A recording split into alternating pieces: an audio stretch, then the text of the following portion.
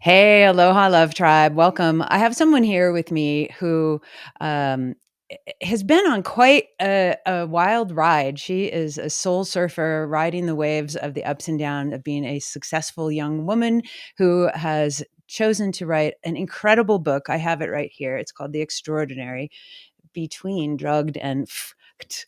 Welcome, Tanja Bachle. See, did I get it? Yeah. Hi, sweetie. How are you? Welcome so Um, much. I'm so happy you're here. Thank you for having me. Well done pronouncing my name. I know it's Yay! I very know difficult. It's we like practiced it a German. little. So I'm good. I'm good. I'm excited. I'm flying on Sunday to Buenos Aires. So amazing. busy packing, What are you doing in Buenos Aires? having fun. No, I'm kidding. Hopefully a little bit fun as well. No, I'm traveling there because I will be at La BitConf and we're gonna do a NOSTR booth at the conference. So along with a lot of few other NOSTR businesses. So we have a South American tour and hopping from city to city. So that's gonna be fun. All right, that's going to be exciting. We'll go into NOSTR booth in a minute. I just threw that up on the screen for 2 seconds. But okay, let's talk about you, Tanja. Like, who are you, and what are people going to learn by the end of this interview with you about your life and your book, and obviously the NOSTR booth and all the other great stuff that's going on. Well, yeah, I'm Tanya. I'm an author. As you said, I wrote a book. I'm these days an event manager, so organizing a lot of things. Yeah, and currently living in Berlin. So this is the city, Berlin, Germany. I have to say, not Salvador. So yes, like I people know. were asking that, and yeah, born and raised here, grow up here, and then I went to London like a couple of years ago because I want to like learn the language and want to be successful and these kind of dreams you have. And yeah, so and then yeah, London happened, life happened, and suddenly you're in the middle of your 30s and try to figure out what life is about, right? Totally. Well, so let's talk about this book you wrote. So this book, I was telling you before we hit go live that this book really, it really touched me in a way. It triggered me quite, honestly, because it brought up a lot of things about myself as a young woman and struggling with different things and really feeling like how to move forward, the rat race, all the things that we think we're supposed to be doing, and the masks that we wear, and these personas that we have to adopt, in order to fit in, to this corporate world and to this rat race and to the money scene and to this perception of what success looks like. And so as a young person, whoever might be listening, I think a lot of us, we struggle with this, and so I would love for you to tell about the story, if you would mind, as much as you want. It's very, very, very powerful. Like my body got a lot of different reactions literally when I was reading it, and I would be like, okay, take some breaths, Val, do some reading. Like, it was really emotional. So it's really, really well written, and it's beautiful. So I'd love for you to tell everybody a little bit more about like the premise of the story and how it came to be. Thank you. Yeah, well, it actually took me 4 years until I hold that book in my hands. Wow. Published the German edition 2 years ago. But then, like, a lot of people were asking, okay, um, where, like, are you still there? I'm here. Oh, yeah, I was like, I can't see you. I was like, what's happening? You're like, what happened? I I just was moved like, so that you can have full screen. no, stay there. That was confusing. Do No, you want me here? Do you feel yes, more? please, Yes. yes. I won't leave you, Tanya, I promise. Like, mm, that's You're odd. like, Sorry. "Ugh." Yeah, so it took me actually 4 years until I hold the English edition in my hands, and has been a wild journey because I'm not a writer. I, I mean, I wasn't like good in English in school, so I had Latin. So, but I thought sometimes it's important to write something down and not just for yourself, for all the other people who might have not the opportunity to do so, to speak out loud or to publish something, and that's why I put my heart and my soul into that. So, and to everybody who has ever published a book, I mean, I'm a self-publisher. I do not have a publish house, so it's actually a lot of money you invest. So Yeah. yeah, I invested like 15,000 euros.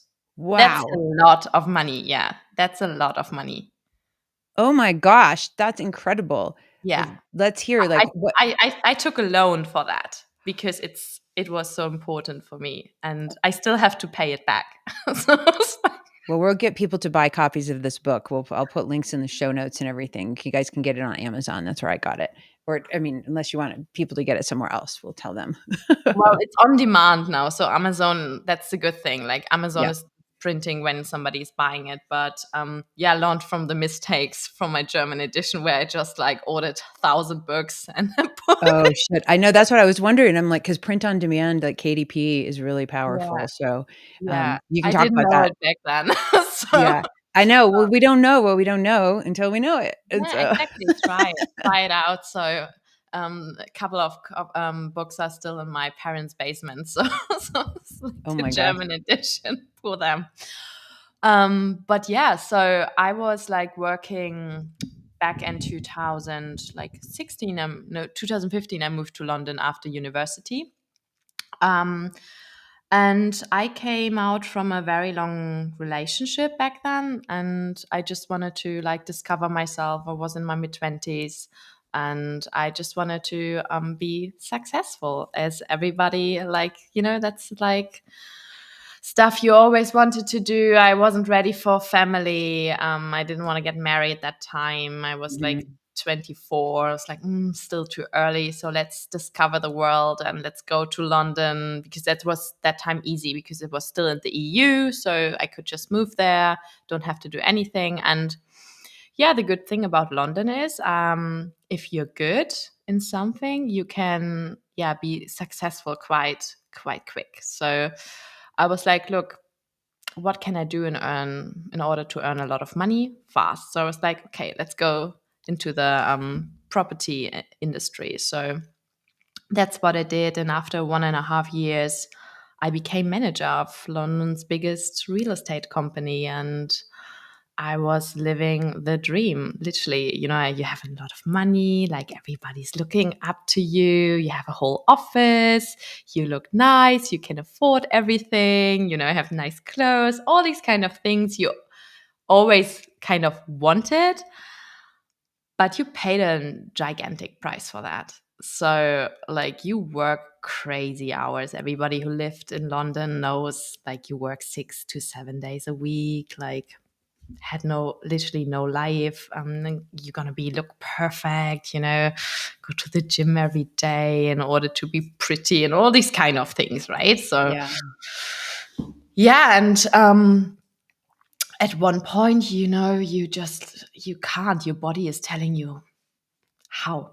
Like, how can you do that? Like on and on, no break, no weekends off. Like you don't have holidays. Well, you do, but like if you don't work, you don't earn money because it's commission based and all these kind of things. So you Mhm. rather just push through it. And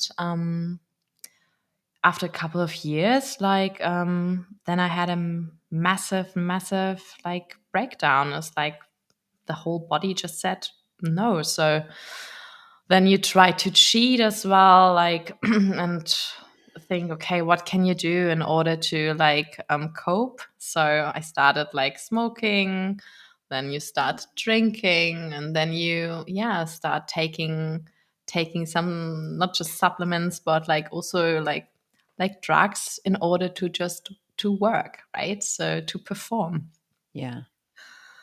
And that's that was and is so normal in that industry. That's everybody is doing this. So, and I was just like back then, okay, so when everybody is doing this, maybe I can try it as well. So because then I'm awake, then I'm strong, so and it can be even stronger. And so I did that as well. So, and at one point, I just couldn't. I couldn't look myself in the mirror anymore. And I said, wow, I can't.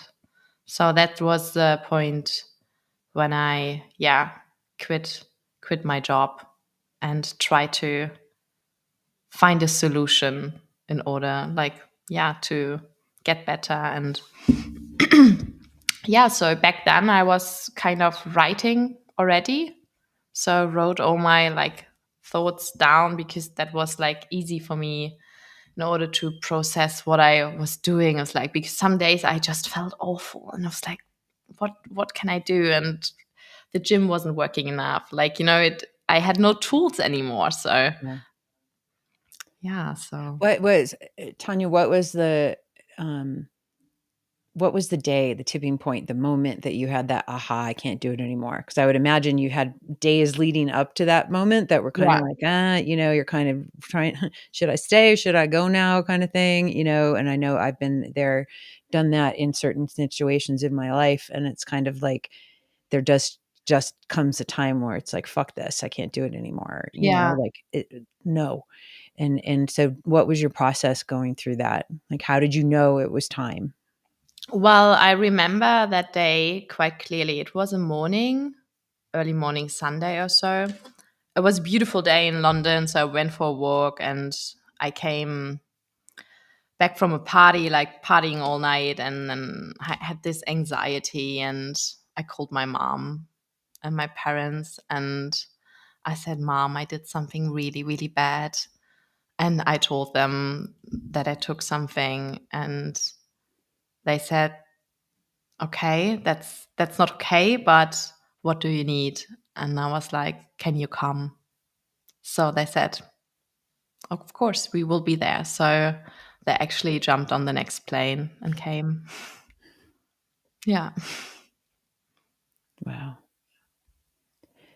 How how did it keep going after that? Did you leave? Did you get out of London? Did you stay for a bit? Did they help you? What was your next step there? Yeah, it went quite quickly because within like a couple of weeks we packed my flat together. So Mm, we put everything in boxes and then I decided because I mean I was addicted, right? So mhm, I'm not gonna lie. I was like, okay, what am I gonna do in order to like heal? I can't stay in London, obviously, and of course I could go back to Berlin, which I did. So I moved back with my parents, but I said I think I have to go on a journey to like not to only to heal myself, to discover what I really really want, because mhm. I was so lost. Like, Yeah. imagine you're a manager from a top company, like everybody's looking up to you, everybody thought you have your like your shit together, and it's like everybody's always asking you for your advice, what can we do, and you're such a goer, you're so strong, you're so extraordinary, and inside I felt just so lost. I was like, no, I'm not strong. I was like, I don't want to be strong, I'm not strong. I don't know what I want. So I booked myself a one-way ticket to Thailand, to Bangkok, and then I wanted to stay in a silent monastery with some monks because I did some research and I thought this is something where I really could heal. So that's what I did. Then I went on a 4 weeks like journey to Thailand, but in the north, like not the south. So Chiang Mai, Chiang Rai. Then I went to Laos, and then Singapore, and yeah, to just really just be by myself. Literally, I was by myself. I wasn't drinking that time. I went to the monks and to a retreat where I had a lot of me time, too much probably. Is there such a thing, Tanya? It's too much me time. It's like, I mean, do you like some like a friend of mine, she was just calling me, "Oh, I'm sick and I'm already like 3 days at home."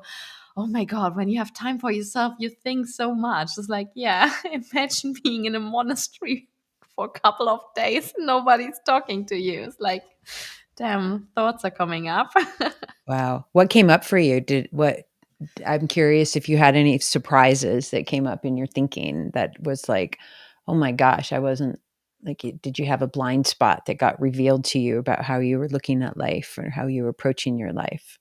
Yeah, is I mean, when I was like working in London, I was not a I mean, I was always I was no, I was not a nice person, I would say. I wasn't horrible to anyone, but I discovered I let my a lot of friends down. I let my family down. I I was I was just not there for people, you Mm. know? So Mhm. because work was always so much more important than anything else, like, and this is this is just so wrong. It's like, your family and your friends, that should be priority number one in your life, Yep. always. Always. Always. And that's what it and that came up, and I was just like, oh my gosh, my parents are always there for me, and I'm not like thankful and gracious enough for them that they're in my life. And then I was like, of course, thinking about myself, what do you really want from life? What is it? Why? Like the fundamental question were popping up, why are you here? It's like, what is the thing? Why are you here on that planet? And that's like very scary. It's like if you really like ask yourself that question, you don't have the answer for. It's like, oh my gosh. And now? It's like, whew. So that question came up a lot. And then I discovered as well that I feel very lonely. Like I'm not alone, but I feel lonely. These are two different and major things. And yeah, I always try to numb these kind of feelings in yeah, when I was like getting busy, and but when you have time to think, you cannot numb anything anymore. So you cannot cheat. Yeah. I think a lot of us, we suffer from this, obvious distractions everywhere, and we're programmed with distractions constantly that are trying to, capture our attention, code us and code the way that we think and the way that we operate because, these other external forces have incentives, and their power incentives, their monetary incentives, and so um, right now the way that modern, certainly Western culture is we are very much in this matrix, right, of this programming. And until we can finally understand that like this matrix has been manipulating us for so long, and then you take that sacred time for yourself, which I'm so happy you're able to do that, and sometimes you have to do it many times. It's not just like Mhm. a lot of people, I was in rehab 8 years ago and it was for a month, and it was literally like this much of the time that I needed personally for my healing and growth journey because I was, a lot of things had gone on. And so people think that when you go and take this time for yourself, it's like going to the auto body shop. Look, I fixed the fender. Okay, back to normal. No, dude, that's not how you did it. Like when things like this, when you have a breakdown, when you have a complete like, no matter what age you are, no matter why it happens, it's like a whole restructuring needs to happen, and it's such a powerful process. And a lot of times people go backwards and they go back to where they were and they have to go learn some new lessons that they didn't get.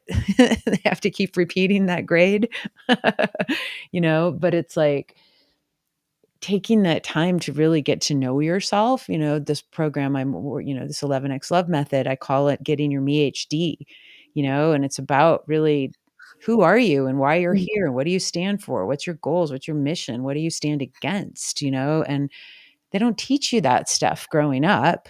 They teach you like how to learn a skill so you can make some money and pay some taxes and buy some stuff and be in the matrix, and then you die. That's what they teach you. They don't Yeah. teach you how to live a purpose-filled life, and so the system is so outdated with how we're educated and then how we're taught to contribute to creating a more fundamentally prosperous society in all areas of life, not just money, but in health and culture and relationships on the earth and the environment. And so we have so much unlearning to do, and so What was the biggest thing you unlearned? Whew. I think to accept myself the way I am and Nice. try to love myself. And that's a fun thing. Like once you open that box of the Pandora, you cannot close it. And like it's an ongoing process. Even Yeah. today, it's like I don't have my things figured out. No, it's like there are Could you days I introduce me to someone who does? Because I would like their playbook. Because I've still to meet anyone on planet Earth who's got their stuff figured out. So hook me up with the playbook. and everybody who's saying he does, I think, or she does, they lie. Because I don't believe it. It's Yeah. because there are still days where I like wake up and think, gosh, what is happening? Like, why? So but I think if you're just like honest to yourself and like admit that, yes, there are days which are very challenging. But it's the way how you perceive them, how you go through these days, and like just yeah, don't distract yourself. Let these feelings go through your entire body, and that's okay. So yeah, that's what I learned. So that I actually had feelings because I turned my feelings off like for so many years. Mhm. I remember that I now I can cry. This is nice, right? So I never cried. So even yeah, so That's amazing. Have you and I think, I use the word harmony a lot about having a harmonious life versus a balanced life, and I think, a lot of people strive for this ideal of a balanced life, like work life balance and relationship and all this other stuff and health. And I think that's a fallacy because at any given point, like I don't believe we can be at optimal levels in all of these areas of life, and I've categorized it into these 11 areas. But so it's like coming to terms and acceptance and peace inside that some days you're going to be like, woohoo, I'm riding the wave over here. I'm doing great with my family, my relationships, rock and roll, high five to me. And then you're like, oops, I missed a business meeting because I went to the soccer game for my kids. Or, I didn't go to the gym today because I wanted to stay home, and do something with my family, or I needed to be there for, so you're never going to be at this like 10 at everything every day. And I think so when we can come to grips with that, but making sure that we're not completely neglecting one segment of life for a long period of time, which it sounds like that's what your experience was. You were rocking in your yeah, business, success, you're going to the gym, you're looking hot, let's go, woohoo. But it's like you said, your family, your friends, your purpose yeah, wasn't getting nourished, and so it's so important. So now how do you feel like with after this, experience, do you feel like you've got um more comfort in the harmony in your life in these different areas? definitely because I do now something I really enjoy. Like I I don't do it for the money. Like, when somebody is asking me, "Oh, how long do I have to work today?" or like, "Are you free?" I was like, "This is not work for me." It's like, my I don't have weekends because every day is a weekend for me. Like, Cool. it's like I just love it so much what I'm doing. So I Let's tell can do everybody what you're doing and how you got to this point of doing what you're doing. it. Yeah. So I'm an event manager. So Mhm. like if I'm truly honest with me, I always wanted to plan stuff, like always wanted to organize stuff. I mean, I organized my graduation, like prom, like from school. I was like, oh, that's so cool. Like, for 500 people, I love it. Like, Oh, cool. these kind of things. And then I wanted to study that, but it was just on a private, like university, and we couldn't afford it. So I was like, okay, do something else. And then I was like always, yeah, okay, it is what it is. I do like organize like birthday parties, and like I did that in my free time, like for everybody. It's like, yeah, I'm doing it, not to worry. And yeah, then at one point in Germany, like after the pandemic, everything was like settling down.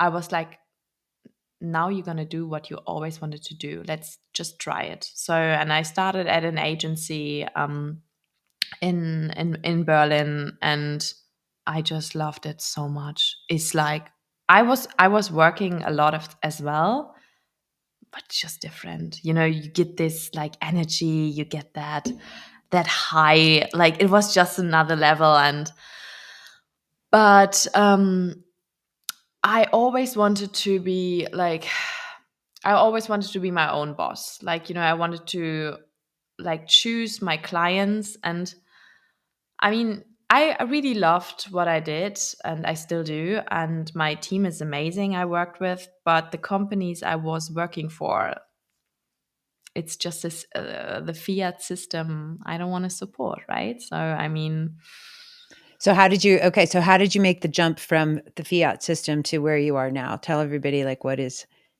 that well, bridge of that yeah, part and the bridge of this event experience that you're up to right now, which I think is ultra powerful and cool.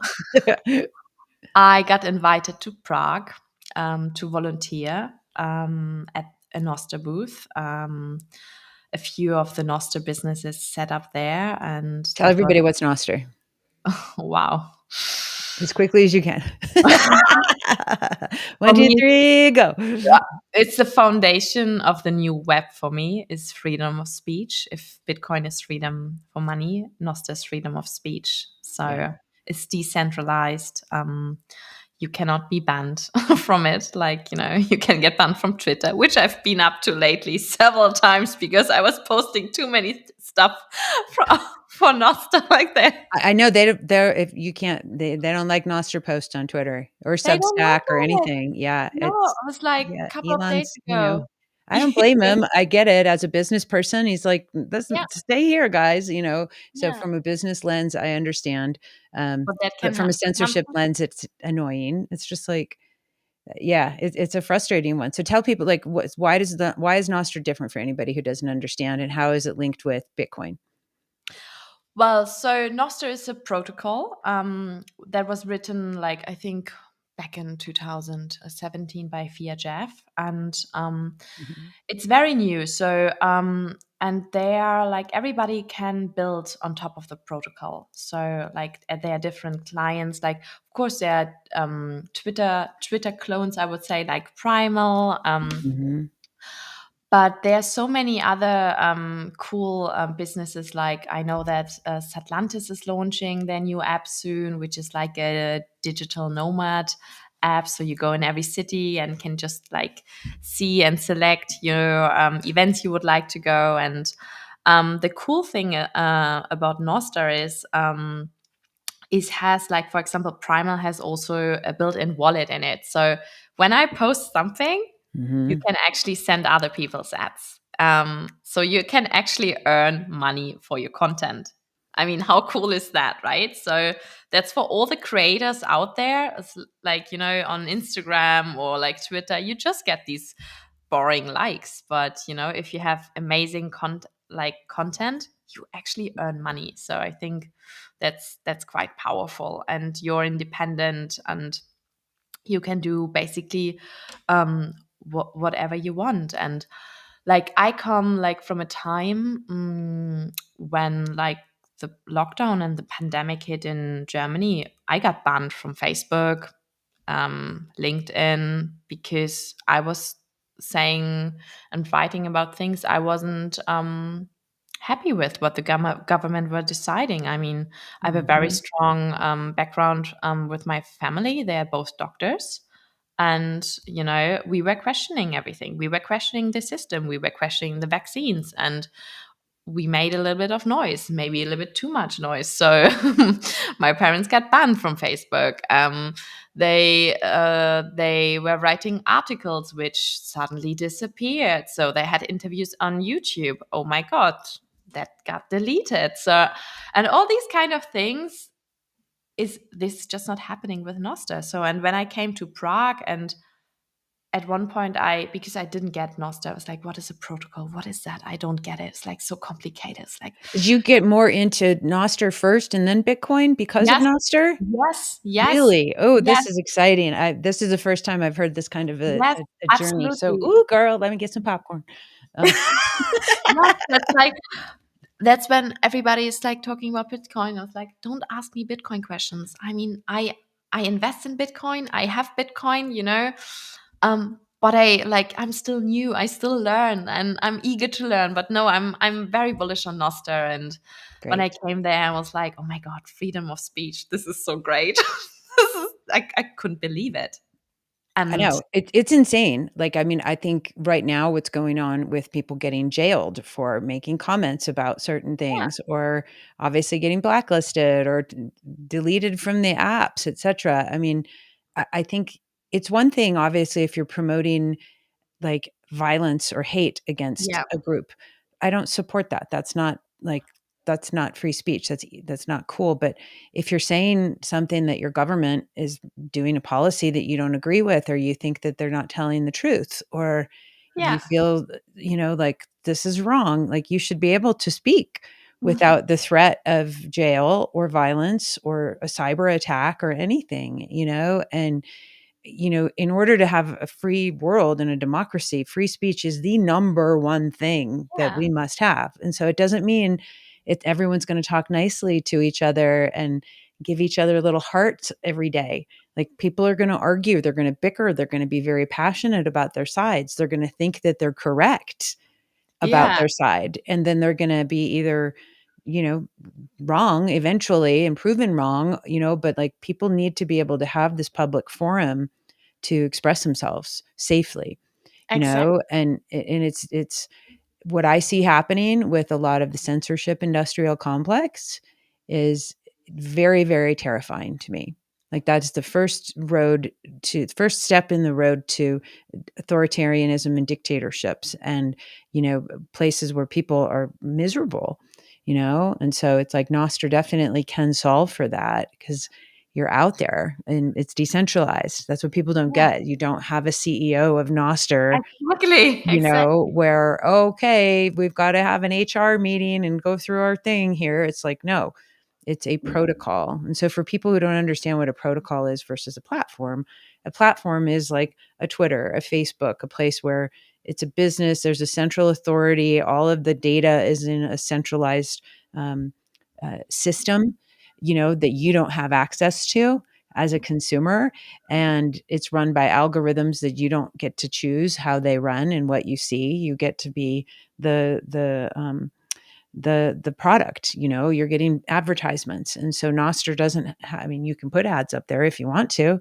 No one's going to stop you if you put an ad on Nostr, but you're not like subject to that kind of an algorithm. And then all of the relays are distributed all over the world. Like anybody can do an Nostr relay just like anybody can run a Bitcoin node and have access to the entire Bitcoin network in a little drive, like, and then you can see every transaction. So it's pretty, like, I don't know, I've never seen anything like this before. I mean, I've been here over half a century, and it's pretty like, oh wow, this is for their kids, for the freedom fighters, Yeah. for the truth seekers in the world. How's your life changed since you've become a Nostr girl, a Nostr advocate doing the Nostr booth? Um, yeah, I think my life got so much more healthier because, as you say, like I was using Instagram so much. It's like Yeah, I was scrolling and scrolling because, I mean, they are clever. Like, these apps, they make you addicted. oh It's like totally. absolutely, like, they have so many smart ways that you have to always go back and you scroll and scroll and scroll. Derek Ross always calls it doom scrolling. So Yep. which is brilliant.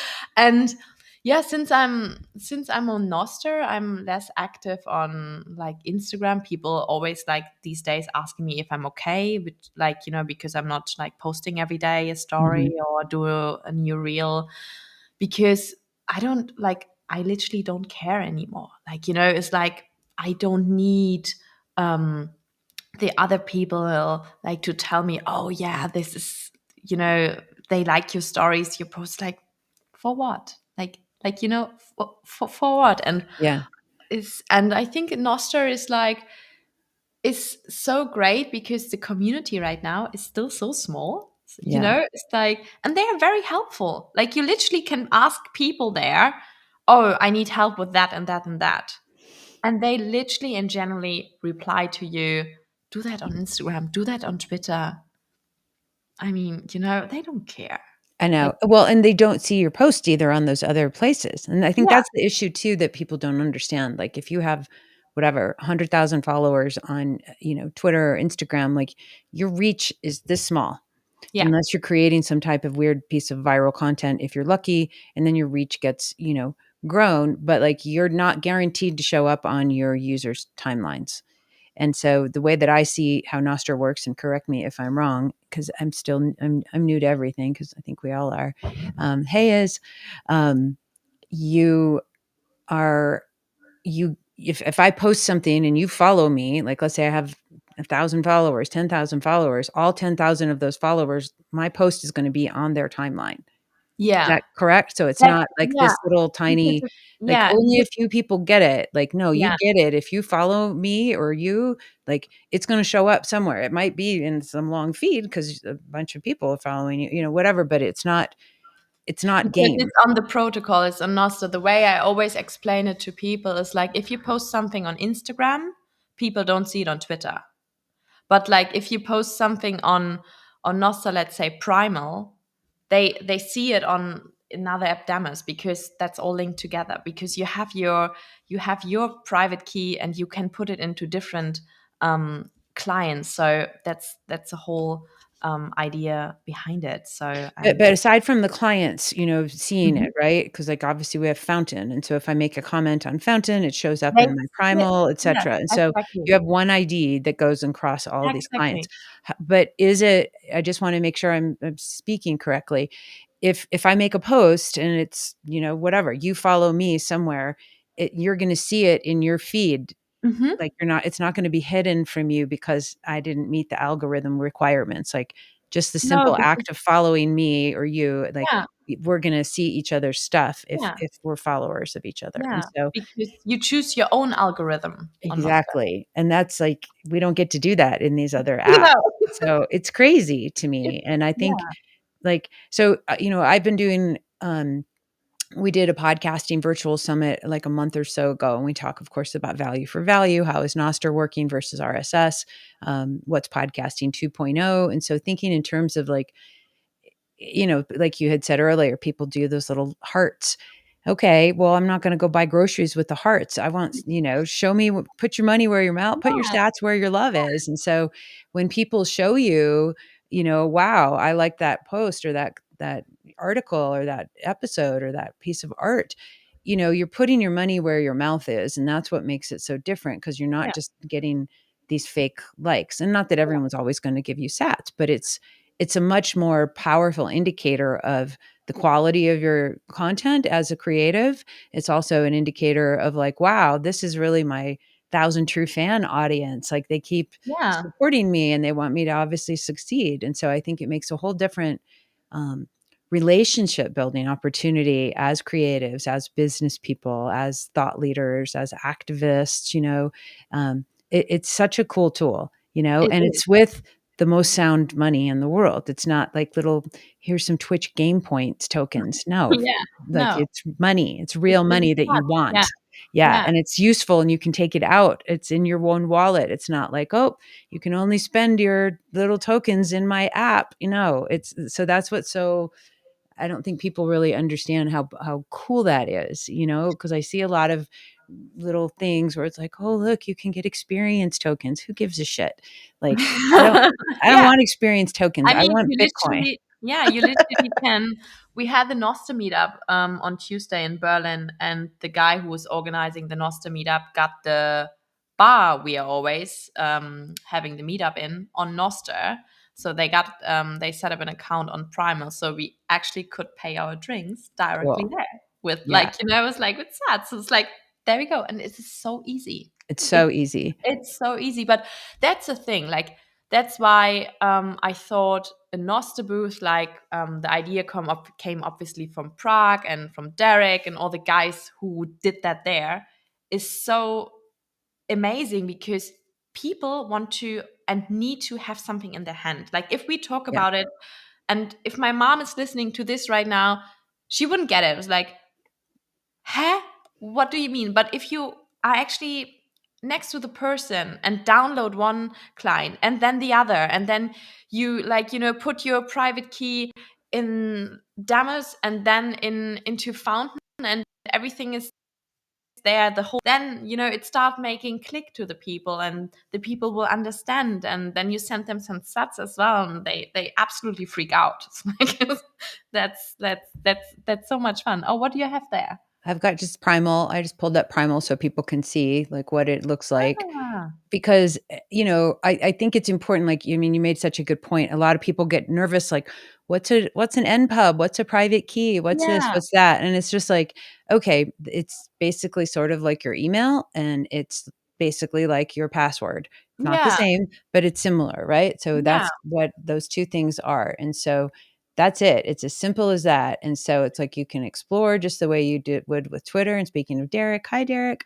Um, you'll get notifications if people zap you, you know, um, and send you money. and Look, you can be anonymous as well, because like yeah.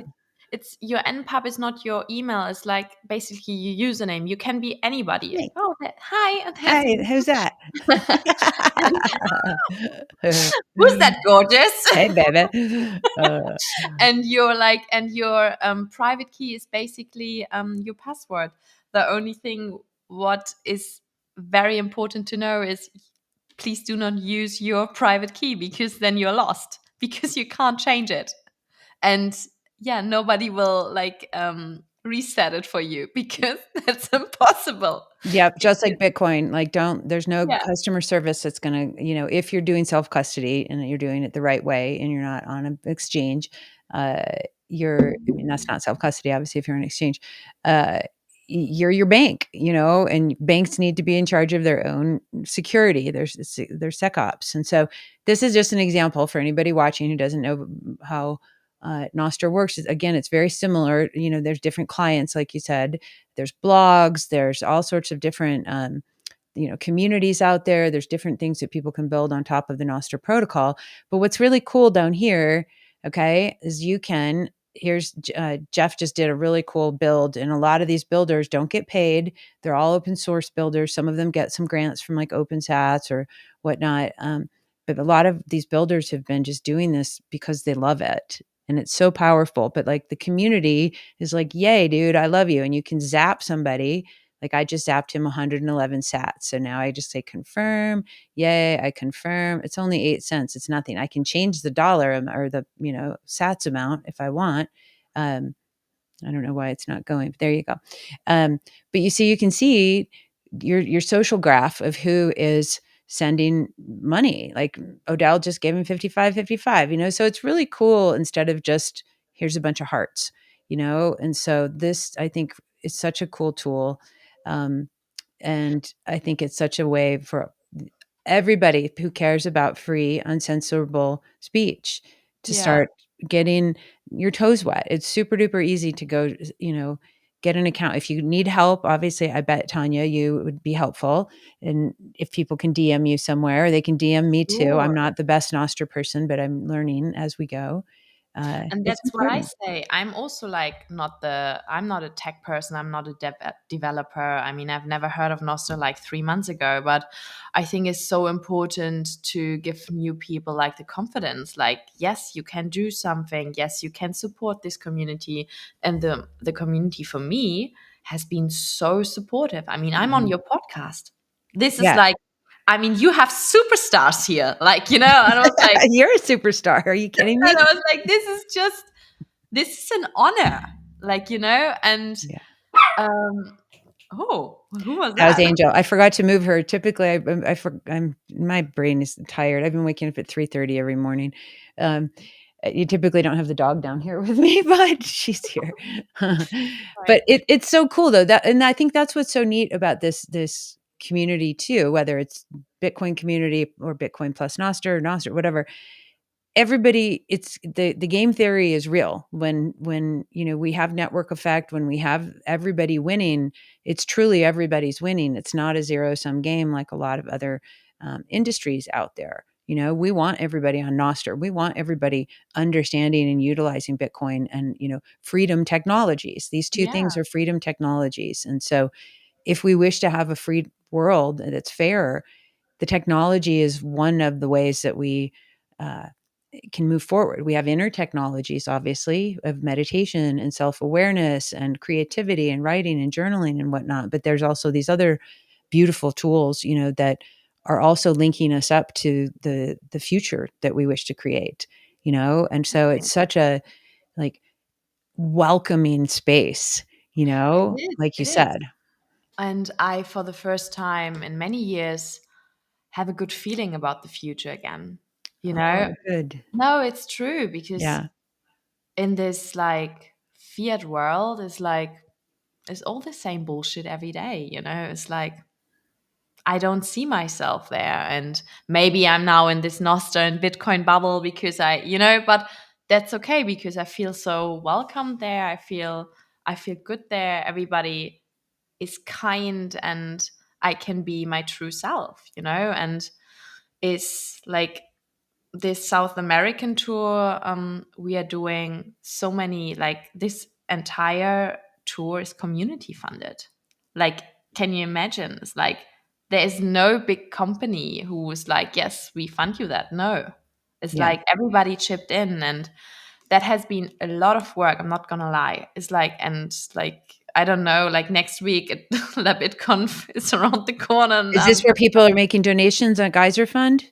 yeah, Okay, so yeah. you guys who if you're not watching, you can go to geyser.fund /project, the NOSTR Booth initiative, and you can make donations in Bitcoin, to help this NOSTR Booth go. It's like literally every dollar is helping, right? Yeah, So, and yeah, so everybody has been so generous. And then people who have no money, they are just like offering, like in volunteering, like, cool. because these countries are like very poor countries, like Argentina, for example, but they have an amazing Nostra community down there. It's like, look, we don't have money, but we have people, we have a community house, let's do everything together. It's like, this is just brilliant. So we can Mhm. co-work there. And then all these kind of like amazing creators like Max DeMarco is coming as Max well. is So awesome. yeah.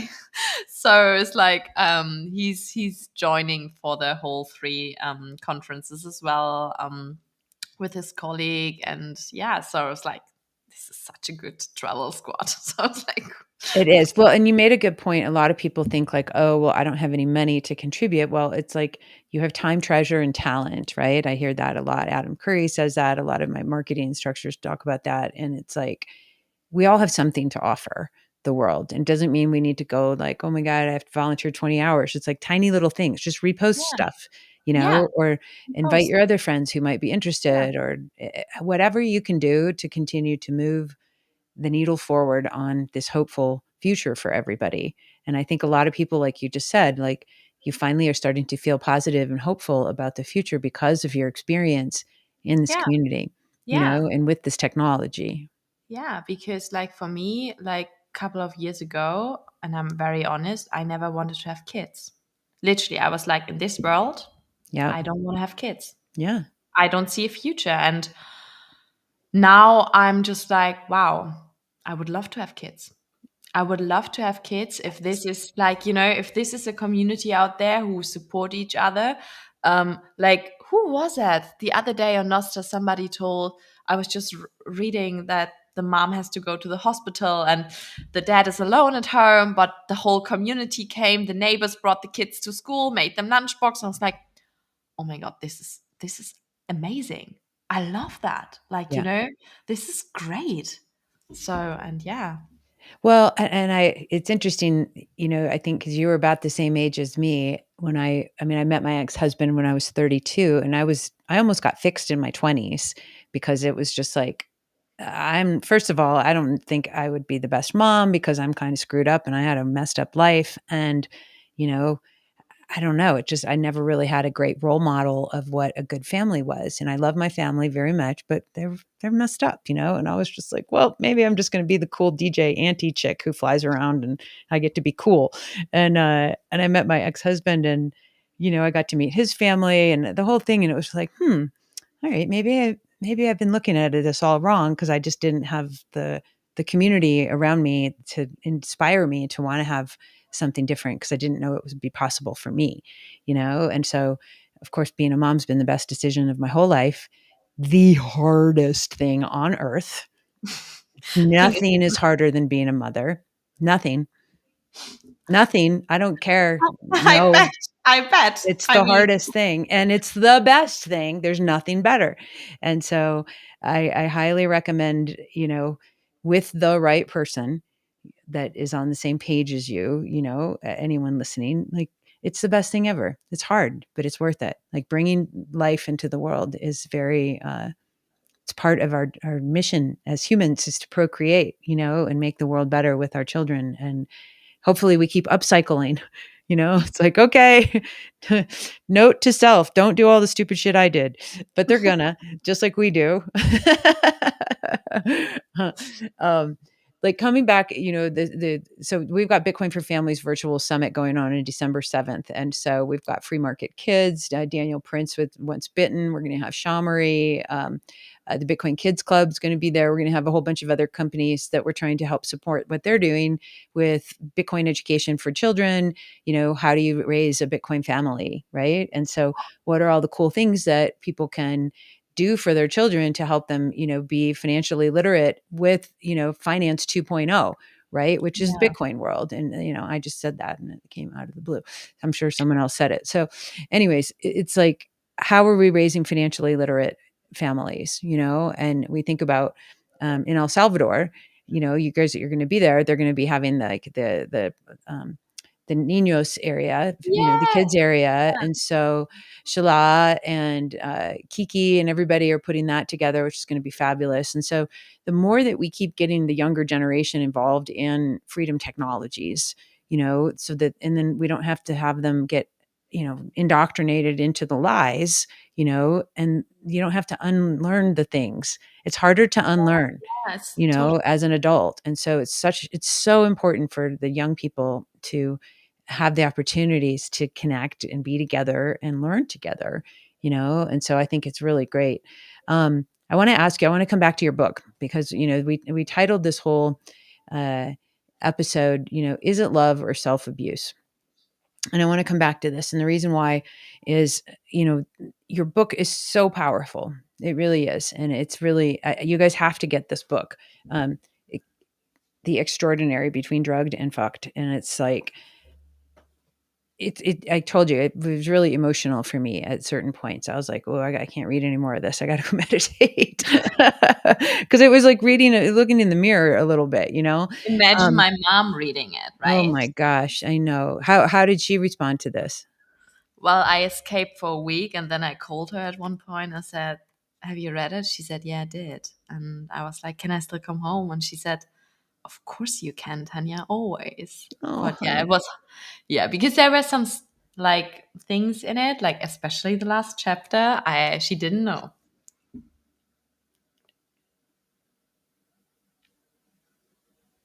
I got to pause for a second here. That was a really hard one to read. Like, yeah. It was also hard to write. And I bet it was hard to live. So, It was, yeah. Um, it was. and how did you, the whole thing, the whole ending, like all of the, not just the one scene, but, um, you know, when we look at the paths that we're on, you know, we were talking about this before I hit record, you know, we go through life a lot of times fooling ourselves. We're gaslighting ourselves. We're abandoning our truth. A lot of times we don't even know what it is. And like you said, you went to the monastery and the monks and you started asking yourself, like, what is my truth? Why am I here? Who am I? You know, all the important questions. Um, but it's like, did you feel in your gut as this whole experience was happening over, the course of this time period in London? Did you feel in your gut as things started to shift for you? And like, did you know, like, this is off? Like, I'm with this, I'm waiting for this one person to keep wanting me back, and he's not, and then you made this giant decision, or the character did. I know this is fiction, but not fiction, to drop what you were doing and be with them, and then something crazy happened. And so I don't want to spoil the story, but like, at what point did you know in your gut or in your body somehow that, like, you're doing something, and it's you're cheating on yourself, you're cheating on your truth? Yeah. The gut like was telling me that the whole time, but I How was just it telling you? The reason I'm asking you this is for people who are listening, and I always want to know, how does one know the truth that our body and our intuition and our soul and our heart is speaking, but we mask it? Like, what are the signals of truth that come through to you, looking back at it now? it's it's super difficult because it's just something internally you cannot numb. Even if you really, really try, and your brain is always like, no, no, it's gonna be fine, it's gonna be fine. No, you're like your body, your soul, it just knows, right? Yeah, And even if you keep telling yourself, this person is good for you, this job is great, is not, because you're just fooling yourself, you're not honest to yourself. Because for me back then, I really, really wanted to have my happy end. of I course. wa- I wanted it so much, and that's why I was just lying to myself, because I was like, oh my god, I've done now all the work. I'm now fixed, I've did it. I really, really, really wanted it. Yeah. Did you think in your mind, and again, you guys have to go read the story. Did you think in your mind, like, it's because karmically you did all this work, now it's going to work? Like, Yeah. you were ready, and it was like, okay, Yeah. it's time. And It, yeah, I thought I'm fine now, and um I'm ready, like, to settle down, to have a family, to have a normal relationship. And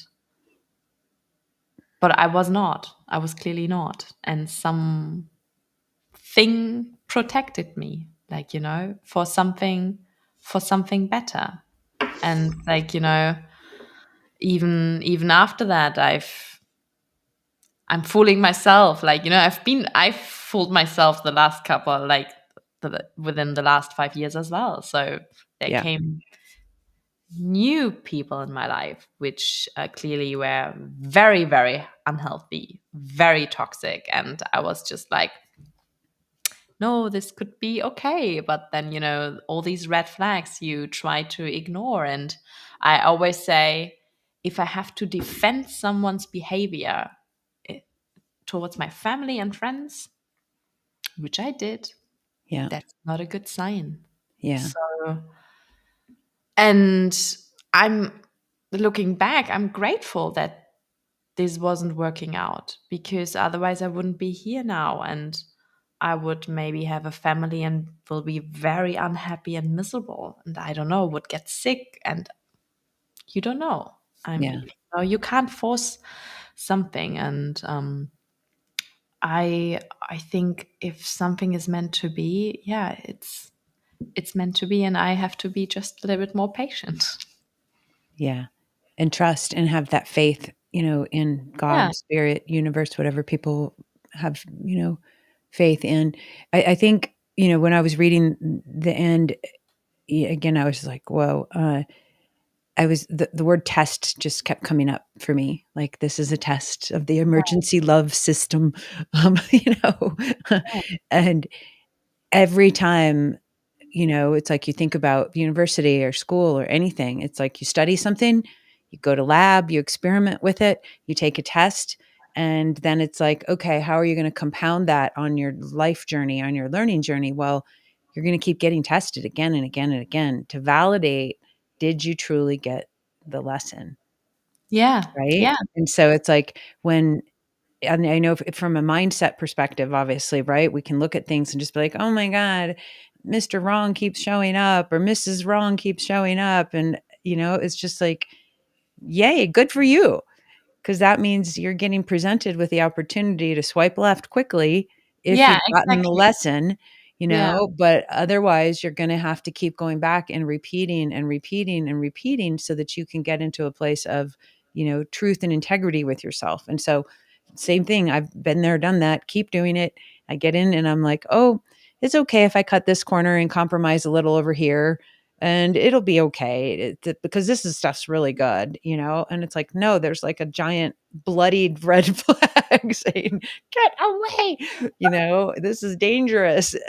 But I'm like, but it's the blood, it's not that bad, and it's like our mind wants to have a heart connection with a special person, and we Yeah. want to be special, Yeah. like we want to have that ride or die person. That's a normal human behavior and desire. There's nothing abnormal about it. It's just we have these learned mechanisms where it's like we compromise, and we over compromise, and that leads to our demise Yeah. eventually, and so it's like, as you've been going through this gauntlet of tests in these last 5 or 6 years, have you been able to identify things quicker and let them go quicker? Or are you still falling into things and being in the Velcro of that situation for a while? I have to say, I say no like easier. And Cool. for me, it's like I'm not chasing anymore. Like, Cool. I don't, I want to attract. And that's like, and that's so important. It's like, because I'm right now like learning a lot about like feminine and masculine energy as well. Yeah. Because I was like many, many years just in my masculine energy. And Totally. To be in the industry that you were in, it's full on it's masculine, full on. And kill or be killed. You eat, yeah. you eat what you kill. That's it, And even to admit, like, oh, I would like to be in this feminine energy. I would like to be this flower, to flourish. And, you know, that was even to admit that, that was a hell of a journey. It's Yeah. like, and the last 2 years, I would say yeah, more playful. Like, I do girly stuff, and that's absolutely fine. It And is. and like when sometimes people ask me, oh, what do you want to like do or want to be in life? And right now I say I want to be a mom. Yeah. And like, and this is so funny, and this is what I love about the community, the Bitcoin community. Someone asked me the other day, oh, what do you want to do, what do you want to be? And I was like, oh, I would like to be a mom. And he was like, this is actually very, very nice to hear. Yeah. And it was like, oh, wow, somebody's literally like, valuing me. And this is absolutely lovely and beautiful. When I say that to my friends here, I was like, seriously? You've been manager? You want to be a mom? I was like, oh, wow. Then I stopped the conversation straight away, because you shouldn't be feel guilty like to say something like that. No, Being like, being a mom, I think is the hardest job in life. it I mean, is. And it's the most noble job in life, and it's the most I'm the selfless daughter of job. my mother. I mean, I don't know how she's surviving that for the last 33 years, right? So, It's incredible. Well, I think too, Tanya, like you've obviously taken, a lot of opportunities in your 20s to go experience the work world and know what it's like to make money and know what it's like to be in this zone. So the way that I perceive you, and tell me if I'm wrong, is you've got a foundational skill set of the ability to land on your feet if something does go wrong, if you decide I'm going to be a mom and I'm going to get married and do this whole thing, and then for some reason, God forbid, you have to go back and take care of like the finances and take care of like being in the workforce versus just coming straight out of, um, out of high school and then getting pregnant and then having no ability to support yourself. and I think that's an interesting dilemma that younger women face, because it's Yeah. like we want the feminine energy to be nourished and we want families to flourish, but we also like we want women to be able to take care of themselves if there's not a capable man, or God forbid they die, or whatever happens, Yeah. or there's abuse, and so it's very important that there's a harmony within the woman, to be able to go out and do that. But if you want the opportunity to be home and be a mom and stay at home with your children and raise your family, then that's, I think, the most important goal on earth, and I was blessed to get to do that. Now my kids are old enough, so I'm like, okay, I get to go back out and kind of reinvent all the skills that I've had. I mean, I've started companies, but it was like my ex-husband was way better at running stuff than me. I'm more like, hey, let's do this. It'd be great. And like I'm the visionary idea girl, and there's a lot of room that people need that. But uh, do you feel like you're going to find your Mr. Bitcoin burrito man in the community? That's what I call the my man who is out there somewhere. And yeah, Well, I think if I don't find it in the Bitcoin community, then I'm lost. I No, no. know. Like It's I like, can't date a normie. no, no. It's like, Forget it. yeah. No, they don't get it. Like they don't No. understand, and God bless you. Anyone who's listening, if you're a normie, you're not going to be forever. But Yeah. It's like, it's difficult to, because like once yeah, it's like you get unplugged from this matrix yeah, fiat system, yeah. and then you It, go back in and you try to have intimacy with somebody who doesn't get it, and you're just like, they just, yeah, no, no, fuck no. no, no, and no. It's just, because we're mission driven people, and Yeah, once you get on this like journey even more deeply, you're just like, oh my gosh, I can't, you know, I want to yeah, help people, but I can't be intimate with somebody and build a life with somebody who's light years behind, you know, the yeah. thing, and doesn't get, I don't know. That's just, it's a total turn off. No, it is. And no, it has to be like, you have to be on the same level, like, especially on the values you Big time. appreciate is so important, family goals. And I can't fool myself. Like, I'm not I mean, I'm in Berlin. It's like the worst city to actually look for a life partner. It's horrible Are here. there any good cities? Because every woman I talk to who's younger and single and who would love to have a family, they're like, my city sucks. So I'm just curious, for all of my lady friends out there who are on a mission to be moms, where are the men who want I to don't know.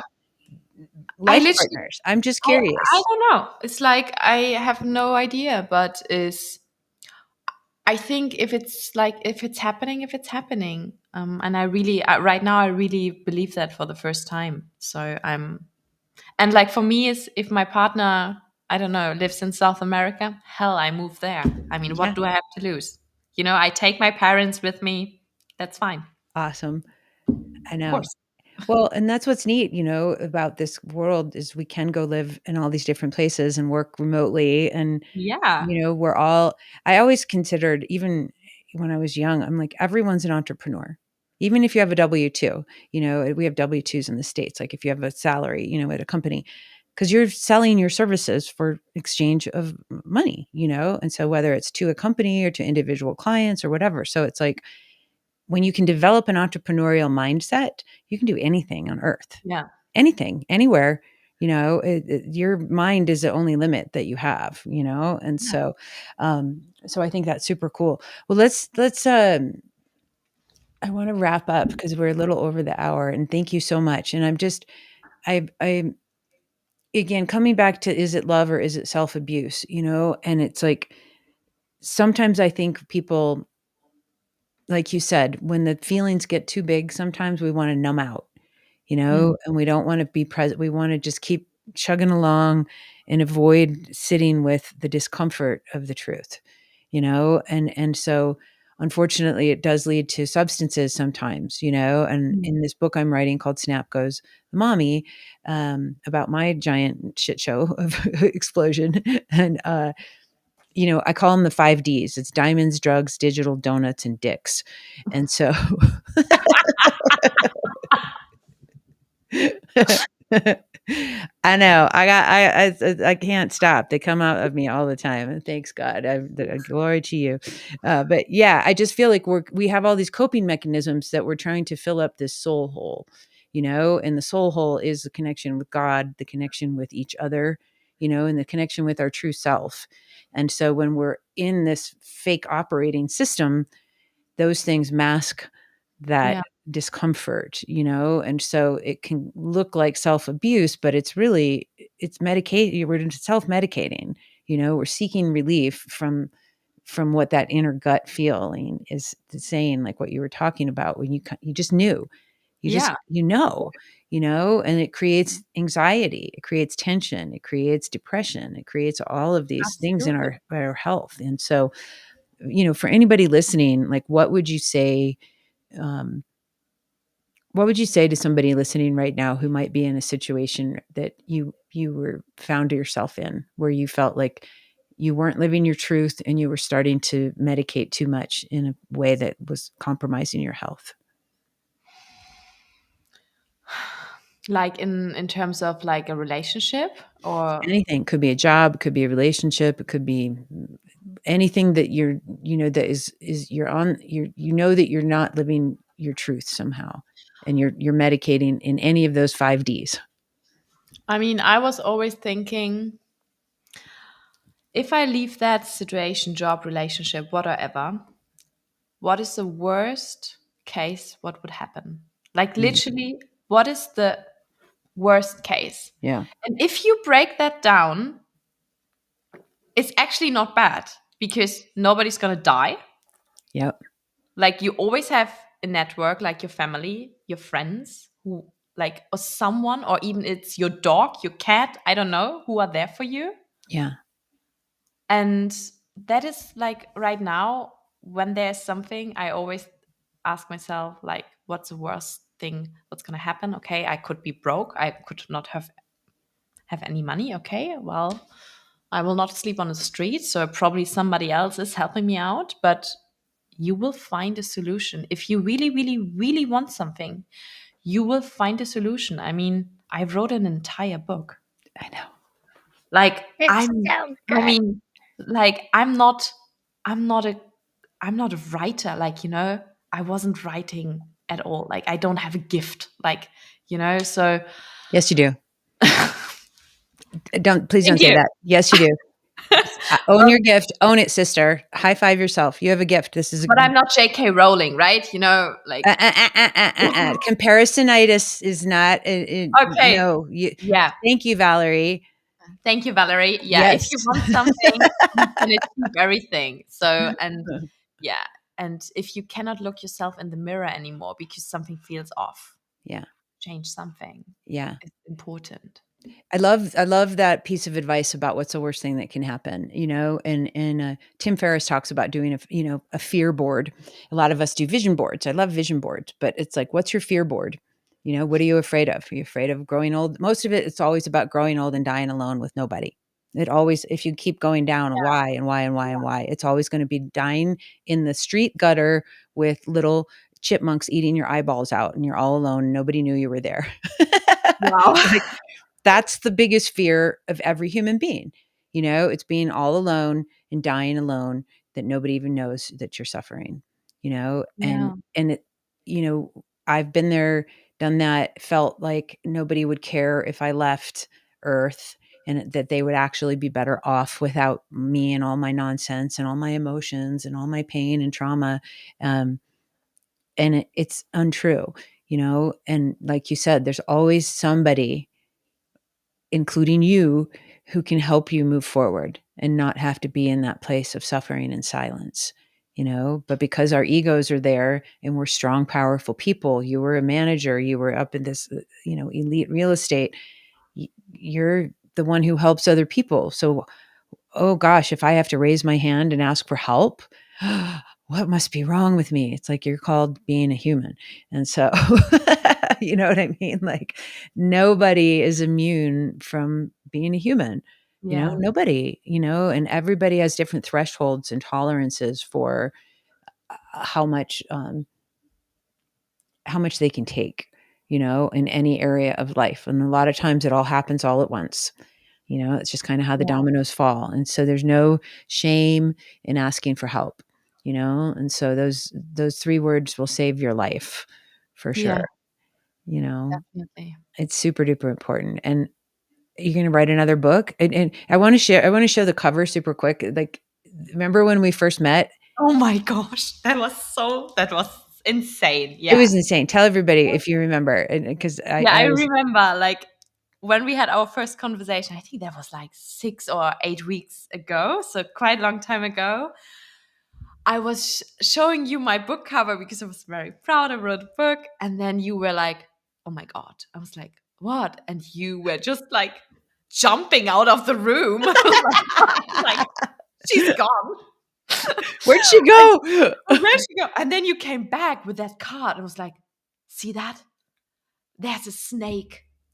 It's And the I was like, serpent card. Yeah. "Serpent card." I was like, "I knew today I will see it somewhere, and now I see your book cover." And there was like, yeah, It was crazy, and I wore it my was, snake pants, and I have, like, a pair yeah, of snake yoga pants, and so I was like, "I'm just gonna keep looking," and that happens, like, things come in threes for some yeah, reason, like, and yeah, it's just like, "Whoa, what does snake energy mean?"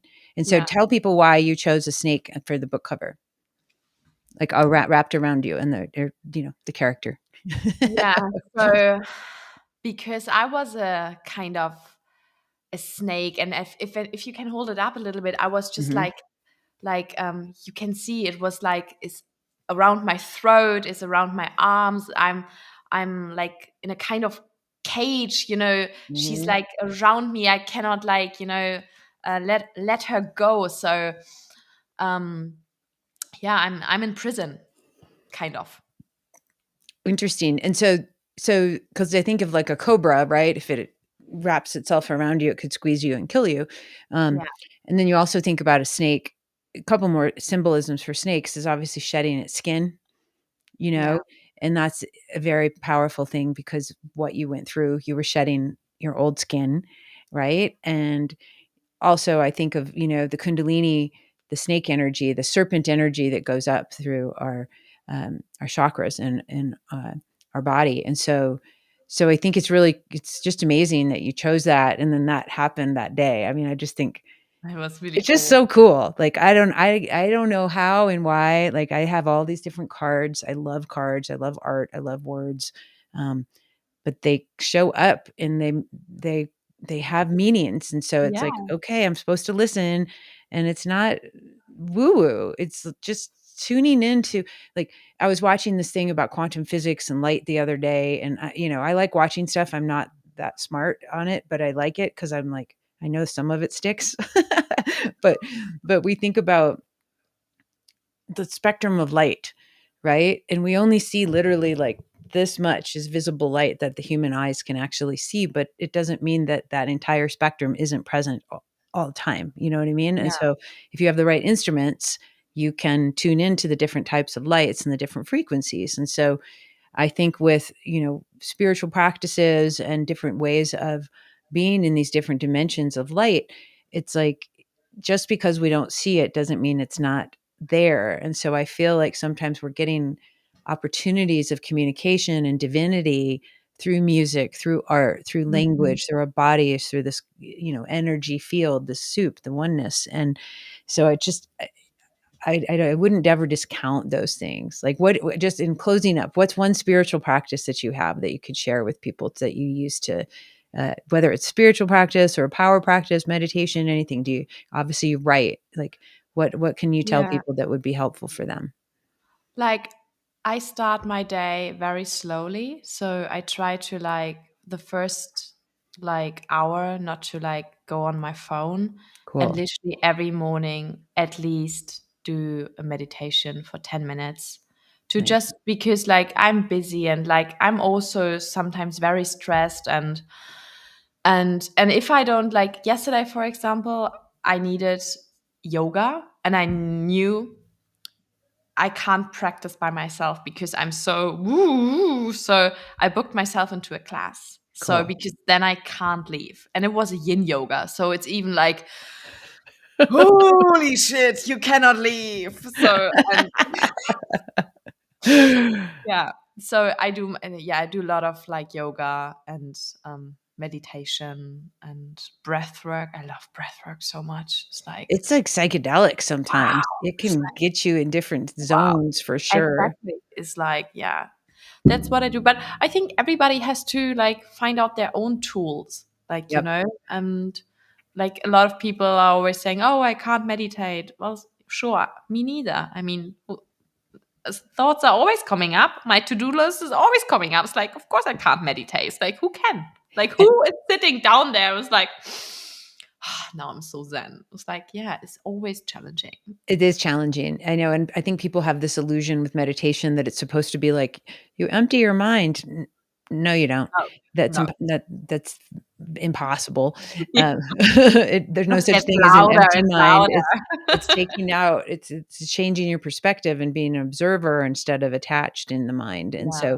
so that's I think something that's an interesting, you know, uh, realization. When you're doing practices, and like you said, like some people walking meditation is very powerful versus sitting meditation or chanting is more effective. And so you have to be like I call it being a love hacker.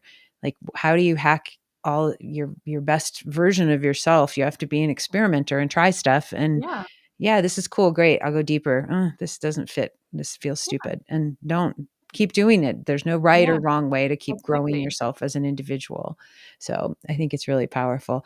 Well, okay, so where everybody can find you, Tanya, it obviously you're going to be in all these places. You're going to have El Salvador, Argentina, and Brazil. Yeah. Wow. Yeah, I will be there. So it's gonna be a back-to-back tour, like kicking off on Sunday. I'm so excited to So escape Berlin's winter, and I'm actually not going back until mid-January. So I was like, Whoa. Oh, dude, I'm so happy for you. I want to yeah, come visit somewhere warm with the ocean and the breeze. Um, okay, so you're going to be doing the NOSTR booth, right? So everybody who's listening, watching, you guys can go check out NOSTR booth at Geyser.fund yeah, project, the NOSTR booth initiative. You can follow Tanya on X. Uh, uh, I'm going to put everything on yeah, the show notes, guys, too. And you can follow Tanya on Nostr, at Tanya, Tanja. Anything else? Last words for everybody? Oh, and then just you guys, if you want to submit a story, obviously, um, you know, Tanya's ability to write, I think it was very cathartic for you, obviously very healing. A lot of people have a lot of stories to tell about their breakdowns, but they don't want to put their name on it and they want to do it anonymously, which is totally fine and safe. And so I'm creating a collection of stories if people want to submit their before and after, what happened, did they go through a divorce, did they go to rehab, did they lose their business, did they anything that involves breaking and a breakdown. And so this is something super important. The idea is kind of like chicken soup for the soul. And so I want people, whoever wants to contribute, when we publish these things, we're going to use splits and lightning splits and Nostr and Bitcoin and pay people that way. So we can also orange pill new people and then get people in perpetuity getting, zaps and splits and anything that comes from the sale. So this is going to be a really cool project. So if you guys have something you want to contribute, it'll be ongoing. So you can contribute 20 stories. It's just, this will be probably a lifelong project that I continue to nurture. And yeah, so you guys can go to djvaleriebeloved.com/snap and submit your story today. All right, Tanya. Well, thank you so much. And I look forward to meeting you one day in person. I'm really excited. And thank you, Alex, for introducing us. Like, that's so nice. He's definitely been a great connector and such a supporter definitely. of people coming together, and I really, really value him. We don't agree on everything philosophically, but that's okay. Like, you don't have to, you Yeah. know. I Like, mean, he connected us, right? No, I he's know, and it's just, like, I think this is what and I made a post today because I found out today a friend of mine, his daughter's in rehab, and she's you know trying to exit the planet, and I think of all the division that's going on right now, especially in, the United States with all the politics and all the bullshit. And it's just like, you guys, this stuff is temporary. All the politics stuff is temporary. It's nonsense. And so your family, your loved ones, the people that you care about, like, that's where your laser beam focus needs to be. All this other stuff is just, it's noise, and it's negative, and it's like, yeah, go out and do some change and work for freedom, but like, don't lose your family and your Yeah. relationships over all the bullshit, And so I just really want people to stay focused on keeping their vibrations very, very high, and staying healthy and getting sunshine, and focusing on the gratitude for the relationships that we have in our lives. They're priceless, you know? That's So, true. so God bless everybody. And thank you so much, Tanya. You guys Thank seriously have to you. go get this book. It is extraordinary. The extraordinary between drugged and fucked. So go get it, read it. You'll love it. Um, and I'm going to go leave a review on Amazon now Yes, too. please. It's true. You have to leave reviews for authors. It helps them a Yeah, lot. It's it super is. important. So I'm going to go do that. And again, thanks, Tanya. And I'm going to have everything in the show notes. And again, you're the best. And congrats for turning your life around. I know it wasn't easy, and it's always a lifelong journey. So thanks. Thank you, my love.